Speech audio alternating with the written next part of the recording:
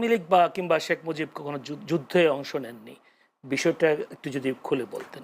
একটু লম্বা টপিক, এখন আপনি এই আলোচনা ঢুকবেন কিনা যদি বলতেন। বিষয়গুলো দেখেন যে 25শে মার্চ যখন গোল table round table meeting fail করলো, সন্ধ্যার পরে ইতিমধ্যে ক্র্যাকডাউনের প্রিপারেশন চলছে। আওয়ামী লীগের নেতারা খবর পেয়ে গেছেন রাতে ক্র্যাকডাউন করবে। তাজউদ্দিন আহমেদের ডায়েরিতে পড়বেন লিখছে, তাজউদ্দিন আহমেদ 32 নম্বরে গেছে, গিয়ে বলতেছে মুজিব ভাই আমরা তো পালাইতে হবে কিছুক্ষণ পরে, তো আপনার একটা বক্তব্য, এবং সে একটা রেকর্ডার নিয়ে গেছে, কাগজ কলম নিয়ে গেছে, যে আপনি একটা বক্তব্য রেকর্ড করে দেন, আমরা তো ছিন্ন বিচ্ছিন্ন হয়ে যাব, দেশে যুদ্ধকে অর্গানাইজ করতে হলে আপনার একটা বক্তব্য লাগবে। সেটা দিতে অস্বীকার করেছে। এরপর বলছিল ঠিক আছে আপনি কাগজ কলম একটু লিখে দেন, লিখে একটু সাইন করে দেন, আমরা কি পড়বো আপনার পক্ষ থেকে, মানুষকে জানাবো, এটা প্রয়োজন আমিই পড়বো আপনার তরফ থেকে। সে বলতেছে আজকে ক্র্যাকডাউন হবে, আমি এটার বিরুদ্ধে প্রতিবাদ করে দিছি অলরেডি, এগুলো মেনে নেব না। 27 তারিখে হরতালের ডাক দিয়েছি, বাসায় গিয়ে নাকে তেল দিয়ে ঘুমা, 27 তারিখ হরতাল হবে। শেখ মুজিব 25 তারিখে পালানোর আগে সে 27 তারিখে হরতালের কর্মসূচি দিয়েছে।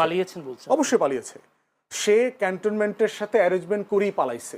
ক্যান্টনমেন্ট থেকে গাড়ি আসছে, তার সুটকেস রেডি করে দিয়েছে তার ওয়াইফ, পুরো বর্ণনা আসছে হিস্ট্রির বইগুলোতে দেখেন, সে আস্তে পালায় চলে গেছে।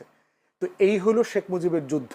পরবর্তীতে দেখেন তাজউদ্দিন আহমেদের ডায়েরিতে এই কথা লেখা আছে, মুজিব ভাই আপনাকে তো কখনো বলতে পারলাম না যুদ্ধটা আমরা কিভাবে করেছি, কিভাবে অর্গানাইজ করেছি।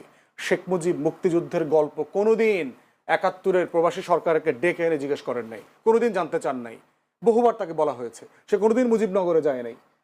তাজউদ্দিন আহমেদ বারবার রিকোয়েস্ট করছেন, বহুবার বলা হয়েছে যে আসেন মুজিব ভাই একটু আপনি বৈদ্যনাথ তলাটা দেখে আসেন, আমরা ওই পার থেকে পালায় এসে কিভাবে একটা মঞ্চ করে স্বাধীনতার ঘোষণাপত্র দিলাম, আপনাকে রাষ্ট্রপতি ঘোষণা করলাম, এটা তো আপনাকে দেখতে হবে। কোনোদিন যায় নাই সে সেখানে।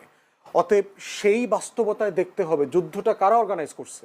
যুদ্ধ অবশ্যই তাজউদ্দিন আহমেদের নেতৃত্বে, বাকি যারা পালিয়ে গেছেন ভারতের সহায়তায়, এবং এই ব্যাপারে দ্বিমত আছে যে আমাদের প্রবাসী সরকার করাটা ভারতে ঠিক হয়েছে কিনা। সেক্টর কমান্ডাররা কিন্তু রাজি ছিলেন না। জেনারেল ওসমানী থেকে সবাই বলেছেন যে আমরা চিটাগং হিল ট্র্যাক্সে করব।